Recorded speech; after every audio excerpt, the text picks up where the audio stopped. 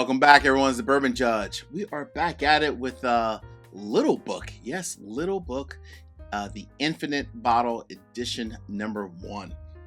So I'm really excited for today because when you think back to just me personally, I've reviewed, obviously a ton of different Jim Beam products, throughout the history of the channel.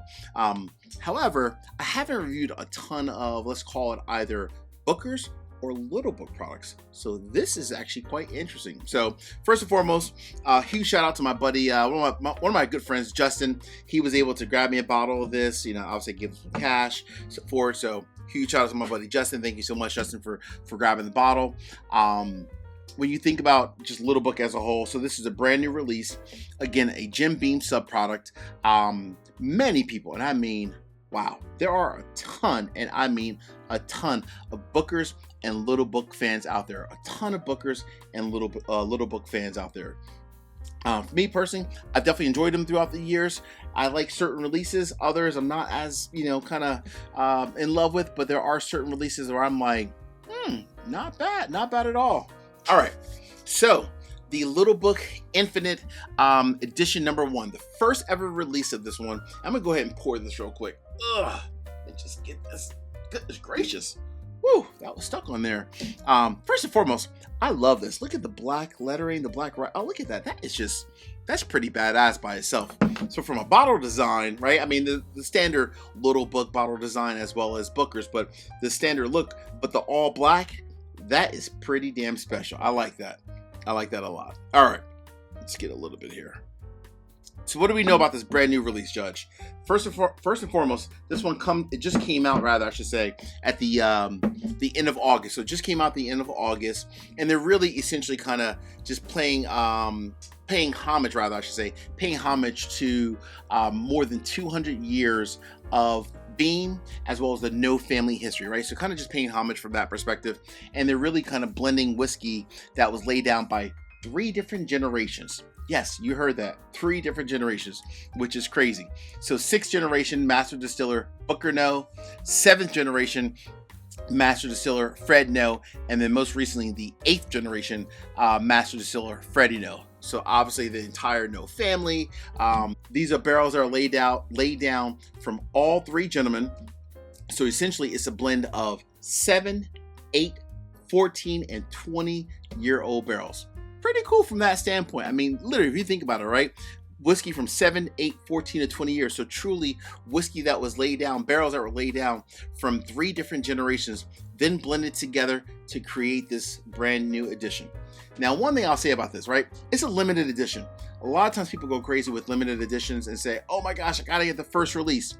Don't worry, folks. If you are a Jim Beam Little Book fan, if you can't get the first one, there will be more editions down the road, so don't worry about it. Don't worry.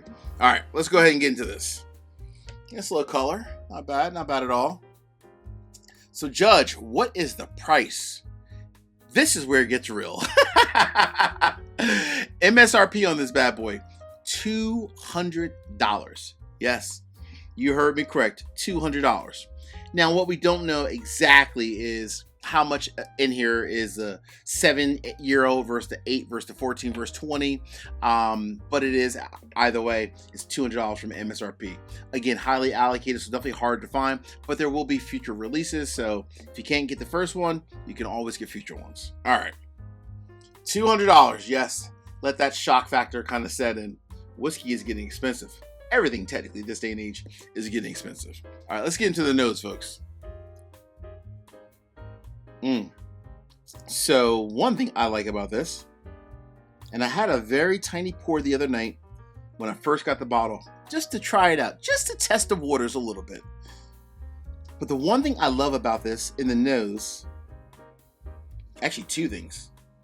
For whiskey that has, a blend of aged anywhere from 7 years up to 20 years, there's not a ton of oak. I was expecting this to be almost over oaked, if you will, in many ways, but there's not. It's very much actually subtle, traditional Jim Beam, like the peanuts, the kind of peanut kind of note that you get. It's very subtle notes of that. A good blend of honey, not a lot of caramel, more like a honey covered, like honey covered, like peanut kind of a note. Very just soft, gentle. Some baking spices as well in there,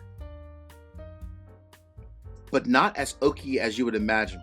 There's definitely some oak in here, obviously, of course, with having whiskey anywhere from 7 to 20 years, but it's not like super deep oak. All right, $200. Oh, what is the proof on this one, by the way? The proof on this one is 119.3.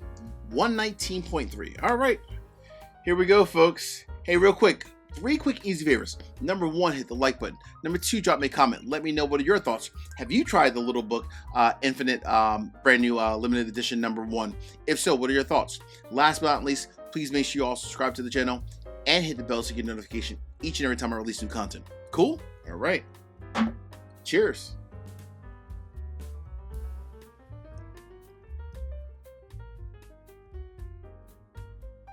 Ooh. That's good. That's pretty good. Wow, I like that a lot. I really do. Hold on, let me get a little bit more, then I'll give you all the details.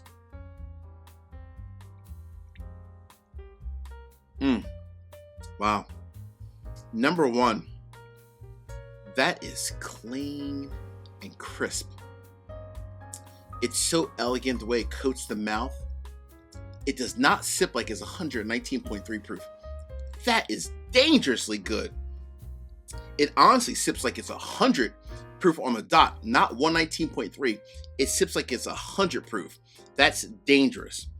Wow, that's dangerous. Like dangerously good, that is. Very clean, very crisp, all the way here from the beginning of the palate, all the way through. It's just steady. Steady as it comes, literally. What I love about this is that it's clean, it's crisp. You get a ton, and I mean a ton, of like that peanut meets like a honey kind of a note with just a smidge of baking spices kind of blended in there as well. But for the most part, it's that traditional bean note, but with a lot more honey than you traditionally get. I mean, a lot more honey. To me, that is absolutely quite delicious. Wow, 119. I gotta pour a little bit more. Damn. That's pretty good. And I'm not gonna lie, I'm not a major Little Book fan or even a Booker fan. Traditionally, I'm not. I'm really not. I am honestly surprised at how good this is. Oh man, the question is it $200 good?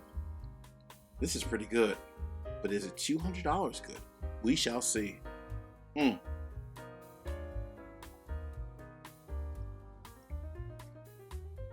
Wow.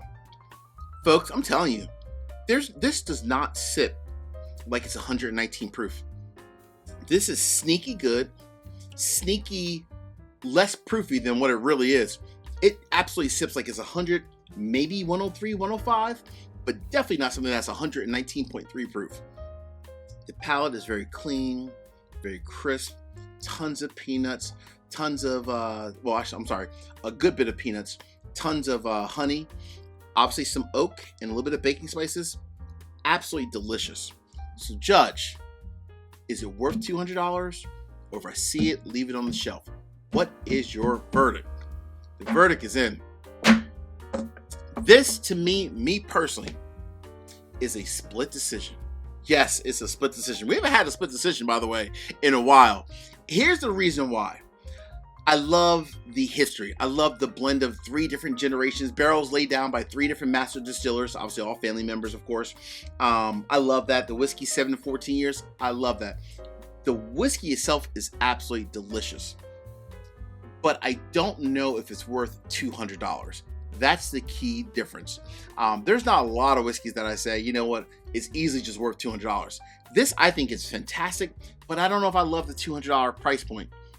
So I would say 2 things. Number 1, if you can, go to your local bourbon bar. You know, there are certain bourbon bars in every single state where they have every bottle that you want, and they'll probably have this one as well. So go to your local bourbon bar, try it yourself, or if you have a good friend of yours who has a great collection, try it from a friend's house as well, right? Go to a bourbon bar, go to a friend's house, and try it yourself. If you are a Little Book fan, odds are you probably will end up loving this, and you're like, Judge, you're crazy.